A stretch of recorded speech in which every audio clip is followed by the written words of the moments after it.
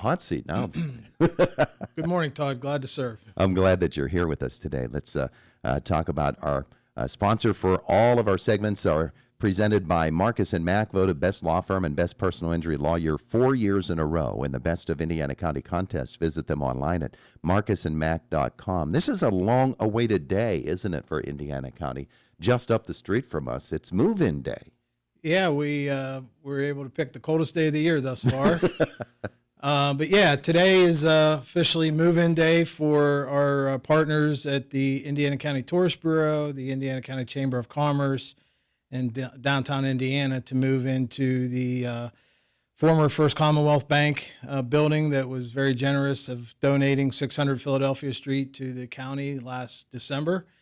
So over the last year plus, we've been in the process of renovating the building and making the necessary improvements and upgrade to allow our three nonprofits to move in and establish a county-based welcome center. You know, one of the interesting things to me about that whole project is that we talk about new developments and how wonderful it is when we're able to put up something new, but to preserve something that is historic and upgrade it the way that has happened. And that's not an easy process. It's not an inexpensive process either, is it?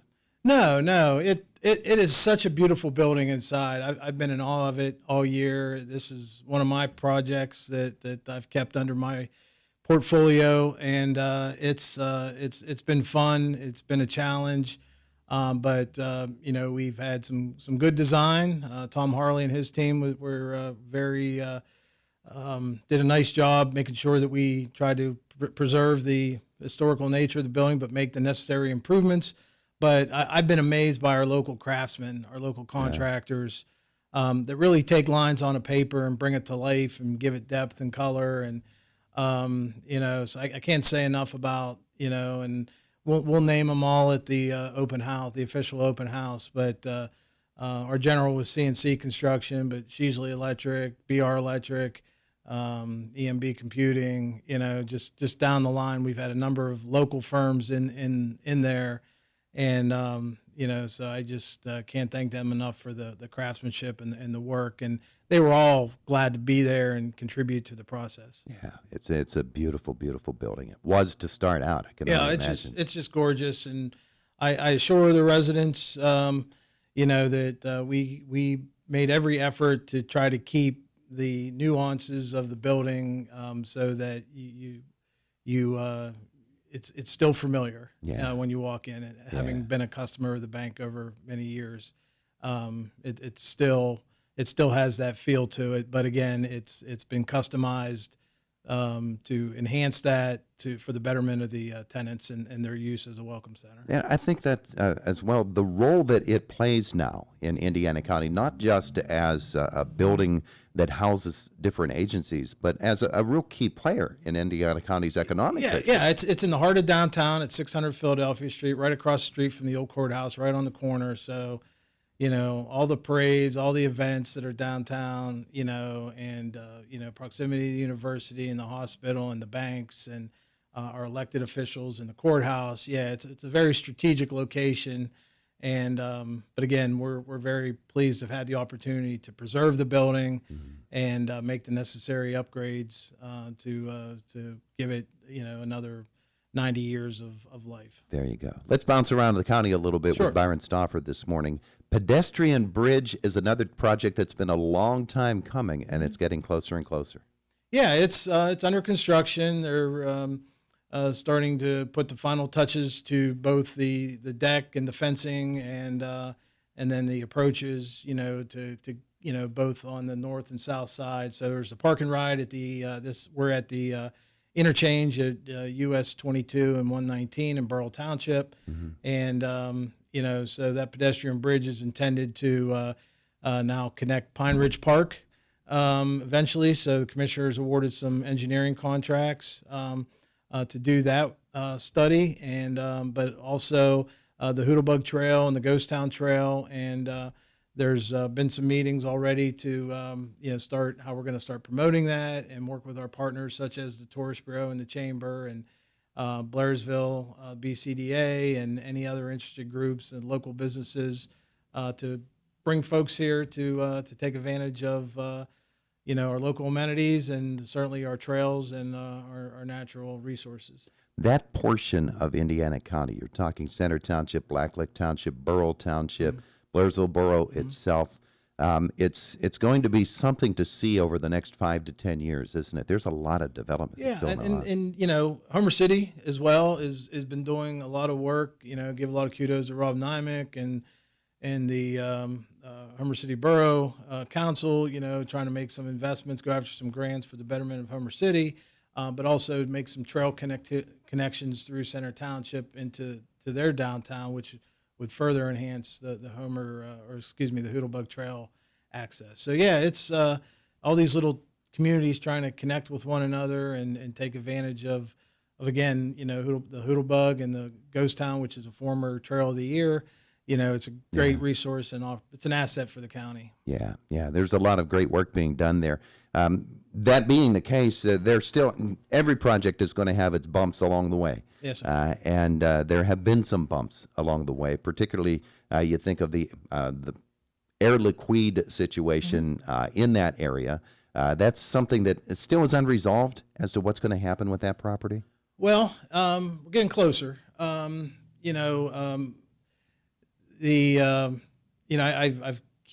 joked with my staff, all the easy projects are already done.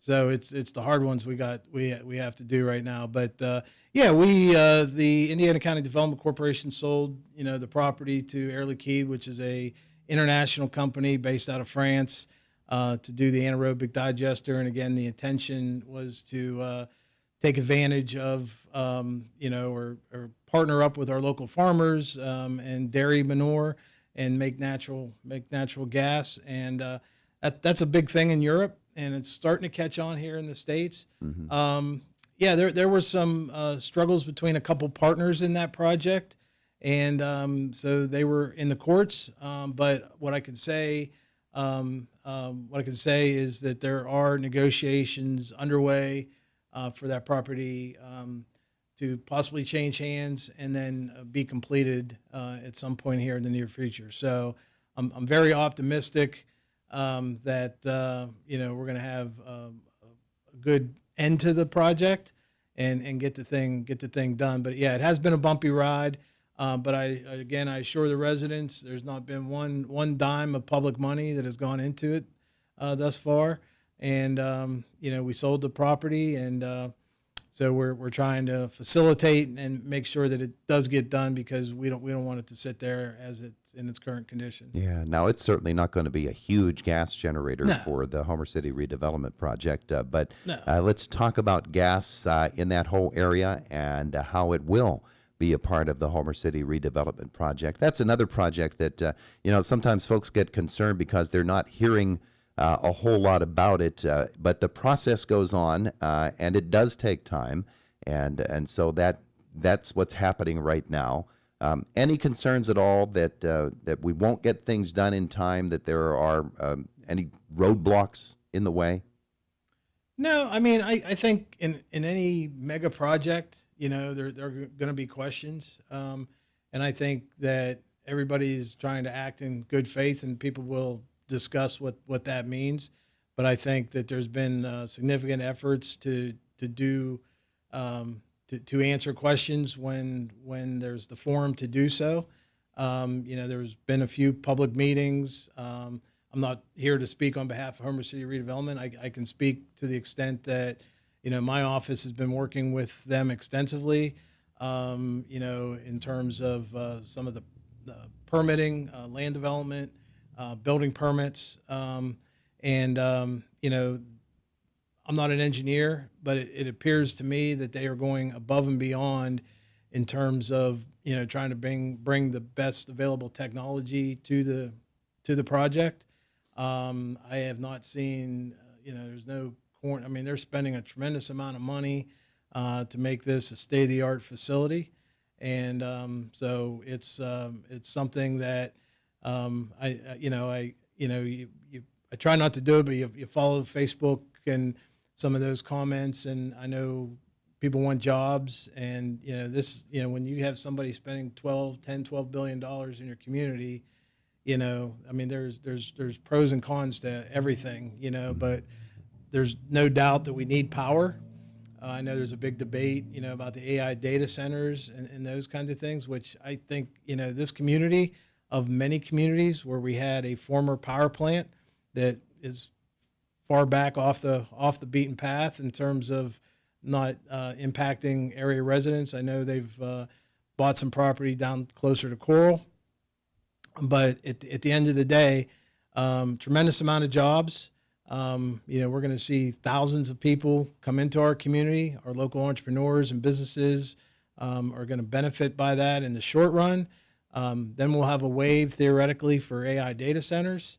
So this wave will be here for a while. Yeah. But then there will be hundreds and hundreds of good permanent family sustaining jobs that will result both at the power plant as well as the AI data centers. But there's no question we need electric. And I know there's a lot of debate both in D.C. and Harrisburg as to how that should shape up in terms of the grid and those kinds of things. But in terms of working with the engineers directly, working with the architects, working with the ownership and the management of Homer City Redevelopment, working with Kiewit directly and some of their partners, I mean, these are all good people that want to do a great job, and so it's been good thus far. But you got what's happening, and then there will be pipeline construction as well to support the project. And my office in the county are also involved in that project in terms of facilitating some of that development. Byron Stauffer, Indiana County Office of Planning and Development, with us today. Representative Struzzi is going to be here in our next hour. We're going to be talking about a couple of other power plants based here in Indiana County, the Keystone and Conemaugh stations, and consent decree with DEP to keep those going longer than their retirement date, which was supposed to be 2028. That's a really, really important development. We'd like to keep them going as long as we possibly can. Yeah, and I think with the budget that got passed here this fall, the elimination of the cloud over us, the Reggie cloud that was there, and kudos to Senator Pittman and Representative Struzzi for fighting that battle. That was not good policy for Pennsylvania, and certainly was not good policy for Indiana County. Kind of forcing the hands of some of these. I just find it ironic, on a personal level. PJM says, Homer City, we don't need your power, and then 6 months later, 9 months later, they're crying because they don't have enough power. Yeah. So it is a challenge. It is complex, but I know there's a lot of people that are trying to work through the issues and come up with the best policy moving forward. Yeah, it's going to be interesting to watch over the next 10 or 15 years. Certainly. Oh, goodness. Certainly. But it's important for the competitiveness of Pennsylvania. And what I can assure as the county planning director and the principal economic development team, Indiana County's on the map. We're getting inquiries from people, and it's not only what's going on in Homer City, what's going on at IUP with the College of Osteopathic Medicine, what's going on with IRMC. We have our banks, we have manufacturers that are growing here. Yeah. We have buildings being purchased for manufacturing. Some of the former Wyotech buildings, Bull Barn Fence Factory acquiring 2 of those buildings, Ameristock acquiring the former Dietrich Industries building on top of 22.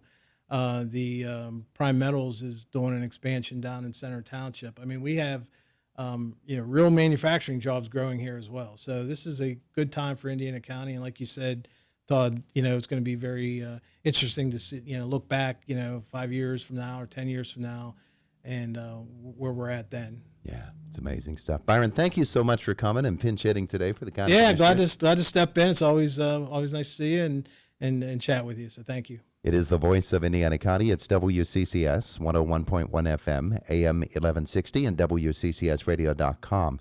Now, Fox News is coming next a couple of moments away from now, and then Josh Widdison with us from our WCCS newsroom. In our next hour here on Indiana in the Morning, we do indeed have State Representative Jim Struzzi scheduled to come for a visit. It's Indiana in the Morning. It's WCCS 101.1 FM, AM 1160, and WCCSradio.com.